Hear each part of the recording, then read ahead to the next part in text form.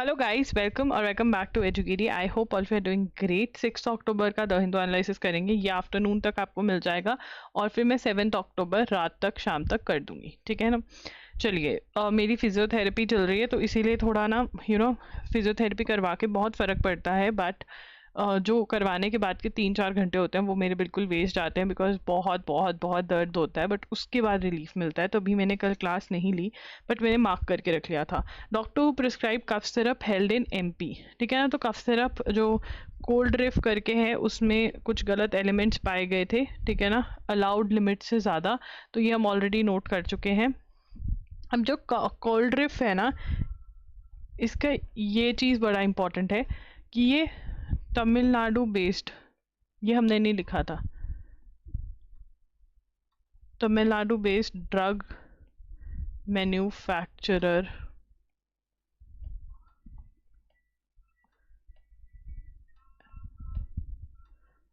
Has been booked, ठीक है ना। तो तमिलनाडु का है ये। उसके बाद आगे चलेंगे तो मार्शलैंड ट्रैप। अब यहाँ पर eluding the intelligence reports of Pakistan's heavy military activity in areas adjoining Sir Creek, ठीक है ना। heavy military activity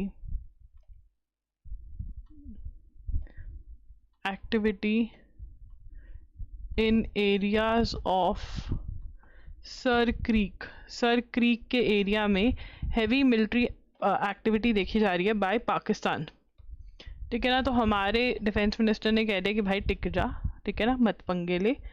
अभी अभी तुम पिटे थे मई जून के अंदर, ठीक है ना। तुमने अपनी समर हॉलीडेज़ बर्बाद करी थी, अब विंटर हॉलीडेज़ मत बर्बाद करो, इनके यहाँ होती भी होंगी। Defence minister Rajnath Singh has warned Pakistan against misadventurism. Mister Singh statement that a route to Karachi passes through Sir Creek is both puzzling and disconcerting.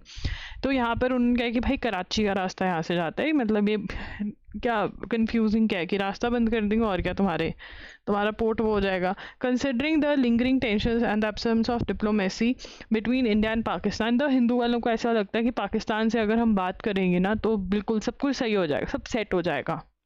मुझे लगता है इसके एडिटर को भेज देना चाहिए हमें पाकिस्तान की, जा तू बात कर क्या, ठीक है ना, तू कर ले बात इनसे, तेरे को इतनी ही मची है ना कि भैया बात करने से सब सुलझ जाएगा, जा, ठीक है ना। बाकी सब तो कहते हैं, कांग्रेस वाले भी बेचारे बात कर करके वो अग गए थे ना, बीजेपी वाले भी अग चुके हैं, सब ने ट्राई मार ली, तू मार ले पहले ट्राई।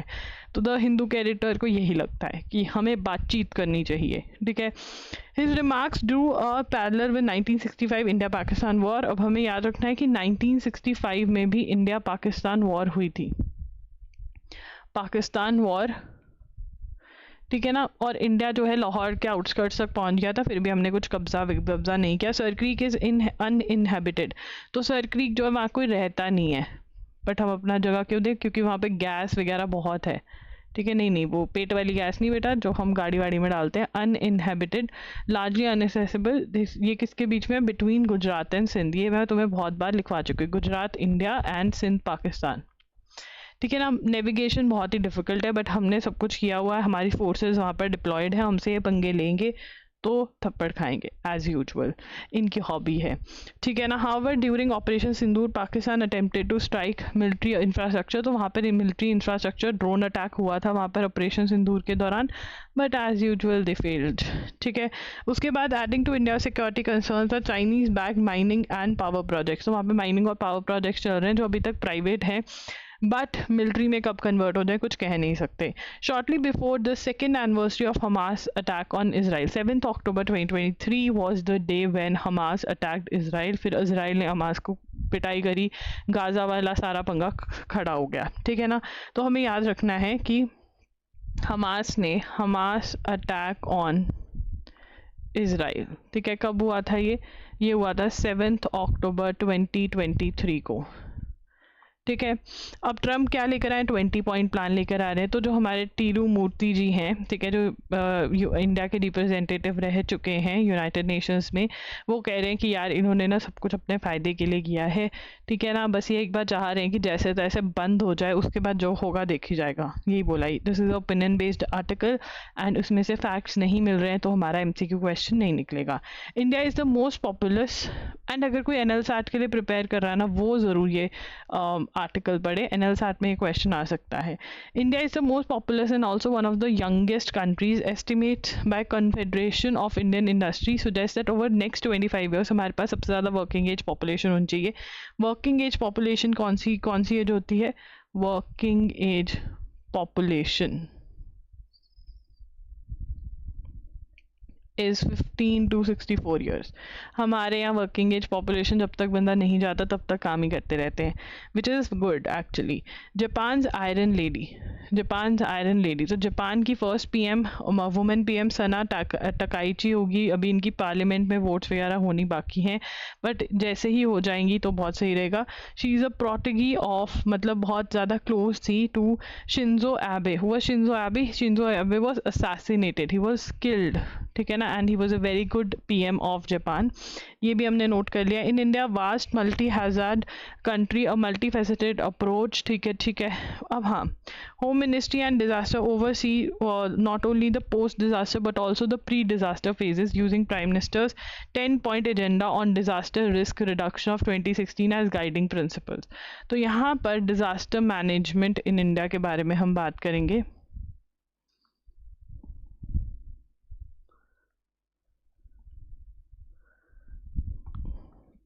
क्या बात करेंगे हम? We will talk about disaster management in India, ठीक है। Disaster management in India, home ministry and national disaster management authority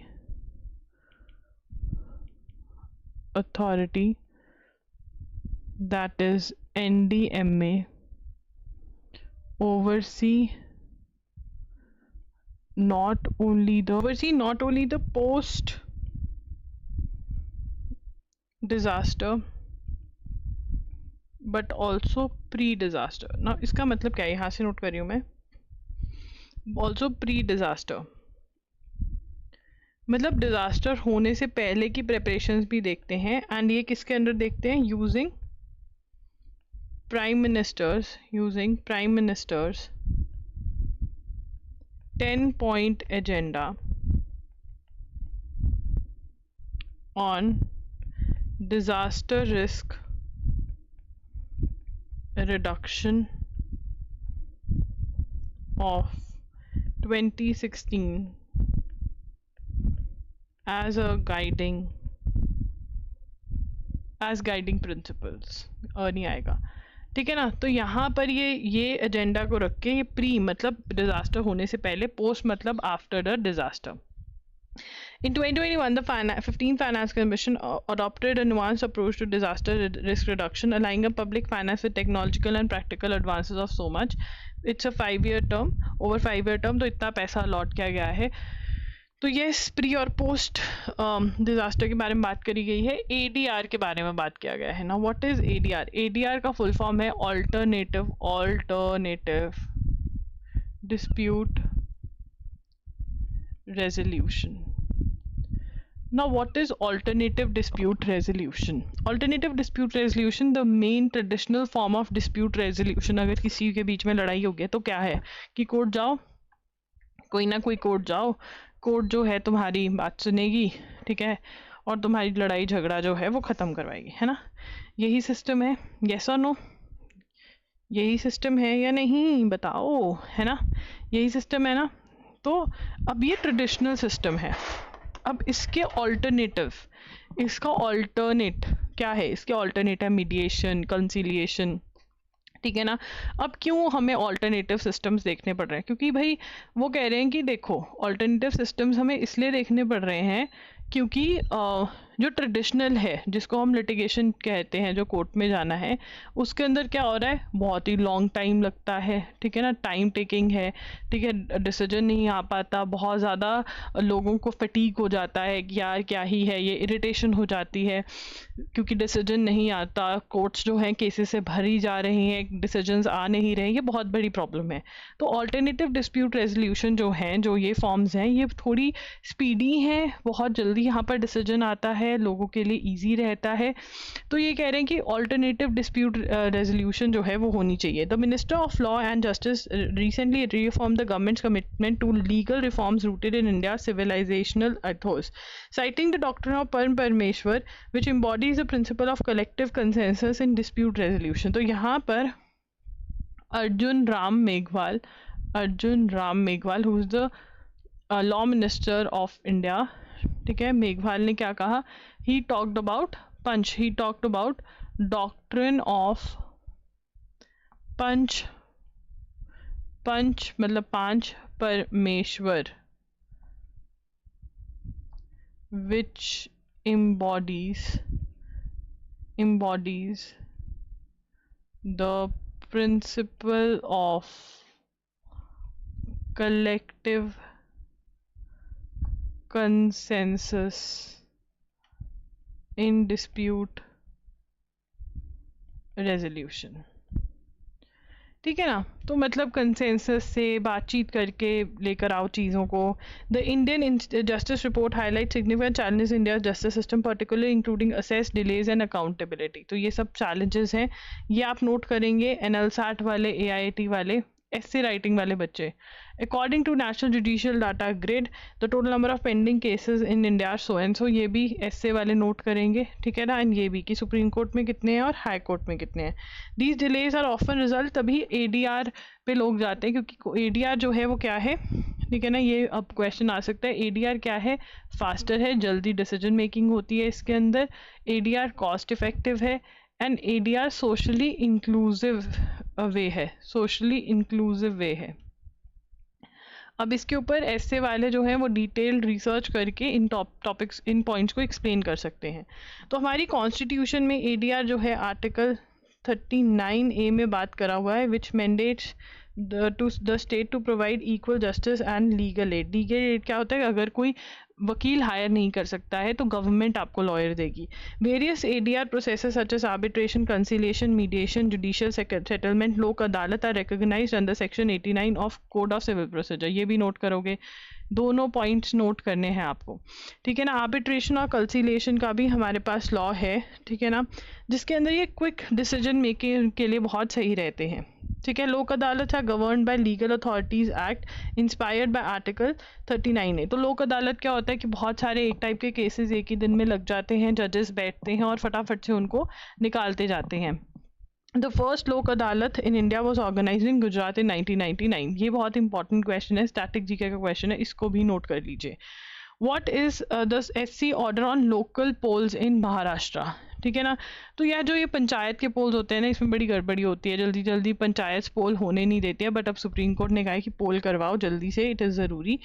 Syria holds first election since Assad's ouster, marking a very step in political transition. Syria holds first election after ouster of Bashar al Assad. तो Bashar al Asad निकाल दिया, वहाँ जलोनी आ गया, जलोनी ने क्या करा दिया, उसने इलेक्शंस करा दिए। कहाँ पर, सीरिया में। Ties with UN nuclear body no longer relevant, Iran. तो अब ईरान का हमने कायरो अग्रीमेंट पढ़ा था, ठीक है ना। तो यहाँ पर UN न्यूक्लियर, अब यहाँ पे लिखेंगे पूरा और फिर मैं पूरा समझाऊंगी क्या है UN। एक minute. ties with UN nuclear body no longer relevant, says Iran. तो सबसे पहले UN न्यूक्लियर बॉडी कौन सी है, UN न्यूक्लियर बॉडी है IAEA, ठीक है। IAEA क्या है, what is the full form, international atomic energy agency, ठीक है ना। अब ये जो है ये ध्यान रखती है कि भाई क्या चल रहा है न्यूक्लियर में, क्या हो रहा है क्या नहीं हो रहा, सब चीज़ों का ध्यान रखती है ये एजेंसी IAEA, ठीक है ना। अब इनके साथ इनका कायरो अग्रीमेंट हुआ था, कायरो में अग्रीमेंट हुआ था जिसमें इन्होंने कहा था कि ठीक है हम नज़र रखने देंगे, IAEA को नज़र रखने देंगे, ठीक है ना। तो Iran top diplomat said on Sunday that cooperation with United States was no longer relevant, ठीक है ना। क्यों नहीं रेलेवेंट? क्योंकि इन्होंने सैंक्शंस, रोक टोक जो है वो दोबारा से लगा दिए हैं, ठीक है ना। The deal has set up, ये डील में क्या हुआ था लिखेंगे पूरा, यहाँ से लिख रही हूँ मैं, deal has set up a framework to resume cooperation and allow watchdog to inspect Iranian sites, ठीक है ना। अब यहाँ पर आफ्टर लिखेंगे, after Iran suspended cooperation following Israeli and US strikes on its nuclear sites in June। अब basically क्या हुआ, जून 2025 में ईरान पे इसराइल और यूएसए ने अटैक किया, ईरान पे अटैक किया इसराइल और यूएसए ने, ठीक है ना। अब इस अटैक के बाद इनकी न्यूक्लियर साइट्स पे अटैक किया था। Please guys, I am telling you again and again, even if your exams are in December, November और योर एग्जाम्स आर इन 2026, जून की करंट अफेयर्स आपके लिए रेलेवेंट है। अगर आप जून नहीं कवर कर रहे हो, प्रॉब्लम्स आपको आएंगी। एंड ये वाली सारी चीज़ें, कहाँ कहाँ अटैक्स हुए हैं, क्या सब कुछ हुआ है, ये जून में मैंने बहुत डिटेल में डिस्कस किया है। तो अगर आप उन पे मिस आउट कर रहे हो, आपकी बहुत बड़ी गलती होने वाली है। एंड अब तो मिस आउट नहीं करना चाहिए क्योंकि वीडियो लेक्चर्स अवेलेबल हैं। आप वीडियो लेक्चर्स बाय करके अपने करंट अफेयर्स कंप्लीट करिए। ये वीडियो लेक्चर्स के कंपाइलेशन logri.in पर अवेलेबल हैं, ठीक है। तो यहाँ पर Iranian sites after Iran suspended, अब क्या हुआ, इन्होंने IAEA के साथ जो भी ये कर रहे थे, कोऑपरेशन कर रहे थे, वो इन्होंने सस्पेंड कर दी कि हम कोऑपरेट नहीं करेंगे, हम इनको इंस्पेक्ट नहीं करने देंगे, कुछ भी नहीं करने देंगे। बट फिर कायरो अग्रीमेंट हुआ, इन्होंने कहा ठीक है हम इंस्पेक्ट करने देंगे। बट अब ये कह रहे हैं कि Cairo agreement is no more relevant, by because now agreement लिखेंगे, now agreement no more relevant following the reimposition of international sanctions on Iran। अब क्यों नहीं रेलेवेंट ये कायरो एग्रीमेंट? क्योंकि इन लोगों ने दोबारा से सैंक्शंस लगा दिए हैं ईरान पे, दोबारा से क्या लगा दिए हैं, सैंक्शंस लग चुके हैं ईरान के ऊपर, ठीक है ना। ईरान पे दोबारा से इन लोगों ने सैंक्शंस लगा दिए हैं। एंड सैंक्शंस का मतलब क्या होता है, रोक टोक, कि आप ये नहीं कर सकते, आप वो नहीं कर सकते, ये सब कुछ लग गया है, ठीक है। द डील उसके बाद, but the agreement lost is significant to Iran as Britain, France and Germany signatories to Iran's 2015 nuclear triggered the return of UN sanctions of non compliance, ठीक है ना। तो यहाँ पर इन्होंने ये जो अग्रीमेंट किया था, तो ये 3 कंट्रीज़ ने, ठीक है ना, ब्रिटेन, फ्रांस एंड जर्मनी, इन्होंने लगाए हैं कि दोबारा से बोल रहे हैं कि हम UN सैंक्शंस लगा देंगे, और सैंक्शंस लगा भी, फॉलोइंग द रीइम्पोजिशन, और लगा भी दिए इन्होंने सैंक्शंस। और ये वही कंट्रीज़ हैं, दे वर ऑल्सो, एक 2015 में अग्रीमेंट साइन हुआ था इनका ईरान के साथ कि भाई तुम न्यूक्लियर मत बनाओ। तो ईरान के साथ प्रॉब्लम क्या है, आई थिंक ये समझ नहीं आ रहा होगा तुम्हें। समझते हैं कि न्यूक्लियर, ईरान जो है वो न्यूक्लियर बॉम्ब बनाना चाहता है। क्यों भाई ईरान न्यूक्लियर बॉम्ब क्यों बनाना चाहता है? क्योंकि ईरान के 2 मेजर दुश्मन हैं, एक इजराइल और एक USA, और इन दोनों कंट्रीज़ को, और यूरोपियन नेशंस बेसिकली इसके दुश्मन हैं, ठीक है ना। अब अगर ईरान जो है वो न्यूक्लियर हो जाता है तो इन सबको प्रॉब्लम है, और सबसे ज़्यादा प्रॉब्लम इन दोनों कंट्रीज़ को, उसके बाद इन दोनों कंट्रीज़ को है, ठीक है। अब ये नहीं चाहते कि ईरान न्यूक्लियर हो, तो इसीलिए ये क्या करते हैं, ईरान पे न्यूक्लियर सैंक्शंस लगाते रहते हैं। कैसे सैंक्शंस? ट्रेड नहीं कर सकते, ऑयल है इनके पास, ऑयल नहीं बेच सकते। क्यों? बेसिकली फाइनेंस रोकना चाहते हैं कि पैसा नहीं होगा तो कैसे काम करेंगे। ठीक है, तो ये अब ये कहते हैं कि हम तुम्हें इंस्पेक्शन तभी करने देंगे अगर तुम्हारा हमारे ऊपर सैंक्शंस नहीं लगाओगे। पर ये सैंक्शंस लगा रहे हैं, तो ये बात है। ठीक है ना, तो अब ये कह रहे तुमने सैंक्शन लगा दिया, अब हम तुम्हें इंस्पेक्शन नहीं करने देंगे, हम तुम्हारी इंस्पेक्शन बंद कर देंगे।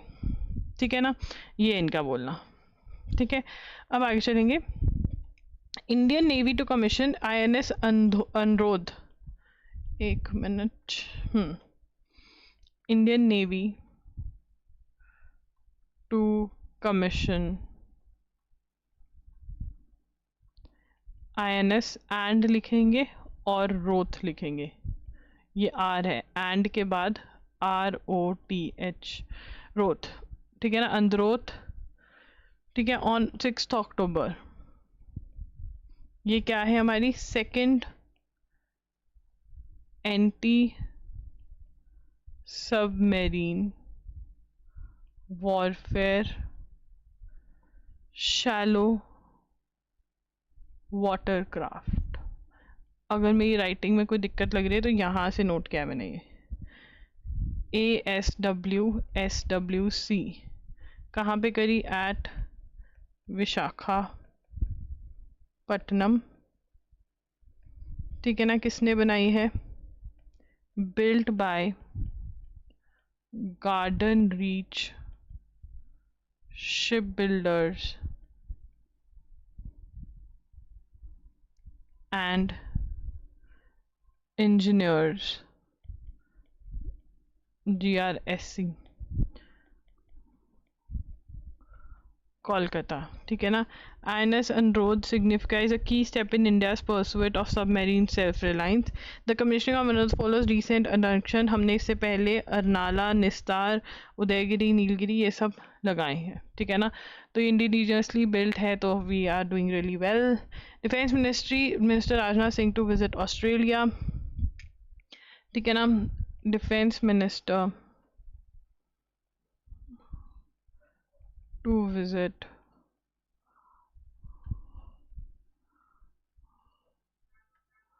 ऑस्ट्रेलिया। ठीक है ना, अब ये क्या कर रहे हैं? ये 5 years basically are marking 5 years of comprehensive strategic partnership, CSP। ठीक है ना, तो first visit by Indian defence minister. Defence minister कौन है हमारे? राजनाथ सिंह। नहीं पता तो लिख लो, पता है तो मत लिखना। उसके बाद British and Indian warships begin 4-day maritime exercise, लिखेंगे British and Indian warship begin exercise Konkan in Indian Ocean, लिखेंगे इसको। ठीक है, the exercise Konkan has been traditional been a biennial engagement, एक साल में 2 साल में एक बार होती है। ठीक है, क्या है? बाइनियल होती है। Marks the first ever exercise involvement the CSG of both nation, the UK हमारे CSGs of both nations are include career strike group, carrier नहीं कैरियर, मुझे तो करियर ही दिखता है being a counsellor. Carrier strike group, CSG of both nations है इसमें। ठीक है, UK का HMS prince of Wales, India का INS विक्रांत। ठीक है, so that was it for 6th of October and we are done with it. ठीक है, and yeah, that's it. Thank you for watching. Do like the video and do comment कि आपको session कैसा लगा. Bye bye, take care.